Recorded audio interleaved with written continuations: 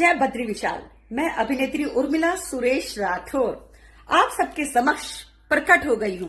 प्रकट इसलिए कह रही हूँ कि वैसे तो मैं प्रकट होती रहती थी, लेकिन इसलिए प्रकट कह रही हूँ क्योंकि शासन प्रशासन ने आजकल मेरी आईडी एकदम ब्लॉक कर दिया इंडिया के अंदर से।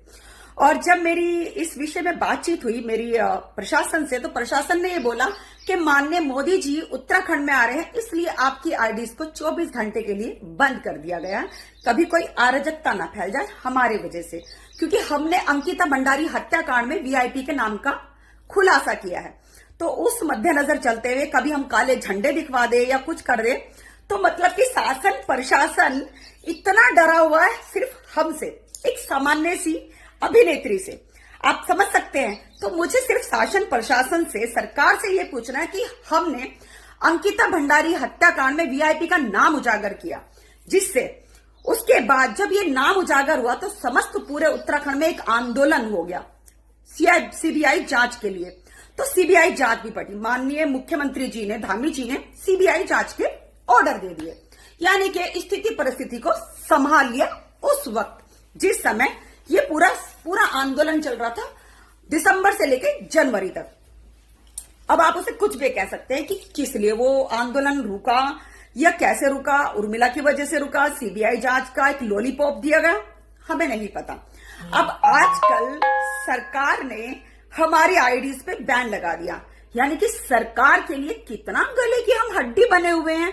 ऐसा क्या है हमारी आईडीज में जो सही में कि हम इंडिया में नहीं दिखाई दे रहे, हम भारत की बेटी होके हम भारत में नहीं दिख रहे हैं कि हम विदेशों में दिख रहे हैं। विदेशीकरण हो गया हमारा।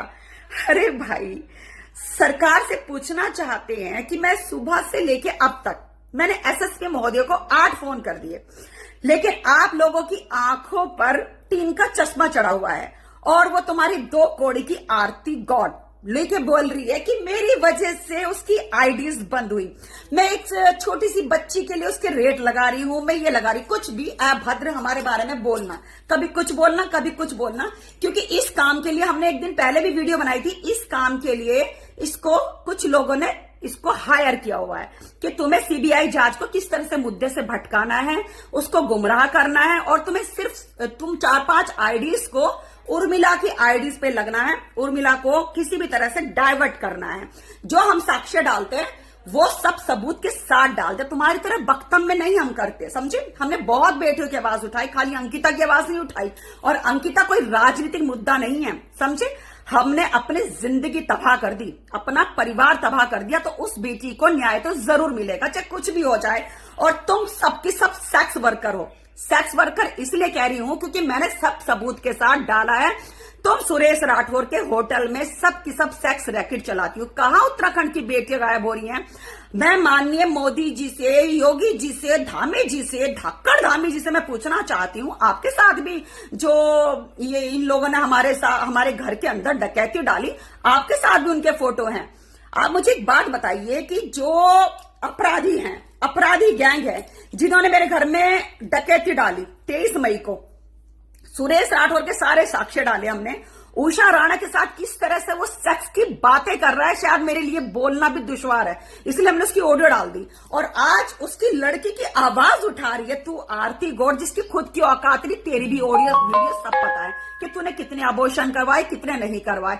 वो खैर तुम्हारा जो भी व्यक्तिगत जीवन है, तुम बिस्तर पे बिछड़ी हो या बिस्तर के ऊपर हो, वो तुम्हारा व्यक्तिगत जीवन है। हमारी लड़ाई क्या है? हमारी लड़ाई अंकिता भंडारी हत्याकांड में जो वीआईपी है, हमारी लड़ाई उसको लेके है। तो मैं सभी पत्रकार बंधुओं से ये कहना चाहती हूं कि ऐसा उर्मिला की आईडीज में क्या था कि एक तो हगीज की तरह सबके सब हमारी आईडीज चेक करते थे। आप ये देखिए कि अगर हमने अभद्र भाषा का इस्तेमाल किया होगा या अभद्र हमने टिप्पणी करी होगी तो हमारी 1 आईडी पे गाज गिरती, हमारी 2 आईडी पे गाज गिरती, हमारी 3 आईडी। आप ये देखिए, उर्मिला सुरेश राठौर, उर्मिला एक्ट्रेस उर्मिला सनावर, उर्मिला बुआ के नाम से हमने नई आईडी बनाई।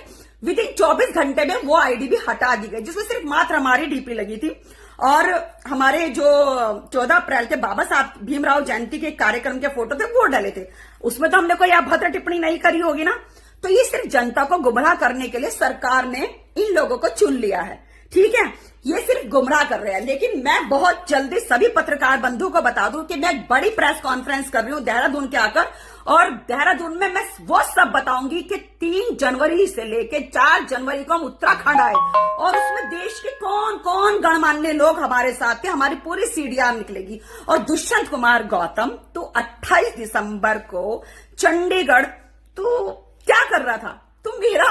तू सिंधारा लेके आया था भाई, मेरे लिए भैया दूज लेके आया था। बहुत चीजों का खुलासा होगा अभी। अगर हमारी आईडी नहीं खुली तो लिटरली बहुत चीजों का खुलासा होगा। मेरी आवाज आप वैसे बंद कर सकते हो, मुझे मार के बंद कर सकते हो, लेकिन मेरी आवाज आज जनता बन चुकी, आज मेरी आवाज पत्रकार बंधु बन चुके। तो मैं बहुत जल्दी उत्तराखंड आ रही हूं बहुत सारे साक्ष्यों के साथ, और एक हत्याकांड और लेके आ रही हूं जो इन्होंने ही कराया, इन्हीं के मंत्री ने कराया। और वो लोगों को सबको पता है। मैंने क्या कहा कि मेरा जबान तुम जब बंद करते हो ना, मेरी कभी आईडी ब्लॉक कर देते हो, कभी कुछ कर देते हो, तो ये 2% की आरती गोड़ की वजह से तो नहीं हुई, क्योंकि हमने पूरी सत्ता हिला दी, पूरी सरकार हिला दी। तो सरकार से मैं ये कहना चाहती हूं कि बेटियों का जो नारा आप कहते हो कि बेटी बचाओ बेटी पढ़ाओ, हम बेटियों की आवाज बनते हैं, आप तो बेटियों की आवाज दबा रहे हैं माननीय मोदी जी। आप मुझे बताइए, आपकी वजह से हमारी आईडी बंद कर दी गई। क्या पता हम आपको कोई संदेश देना चाहते हैं या अपने दिल की बात करते हैं। जब आप अपने मन की बात कर सकते हो तो हमें भी तो अपनी मन की बात कहने का अधिकार है। या बेटियों की आवाज आप चीला घाट पर ले जाकर दफन कर दोगे क्या? कि अभी आपने अंकिता की आवाज बंद कर दी, अब उर्मिला की आवाज बंद कर देंगे, सारी आईडीज ब्लॉक करके, फिर इसकी हम हत्या करवा देंगे या इसका एनकाउंटर करवा देंगे। आप कुछ भी कर सकते हो, एवरीथिंग इज ए पॉसिबल। तो सभी पत्रकार बंधु इस वीडियो को ज्यादा से ज्यादा चलाए। जय बद्री विशाल, क्योंकि अभी बहुत लोगों का खुलासा होगा।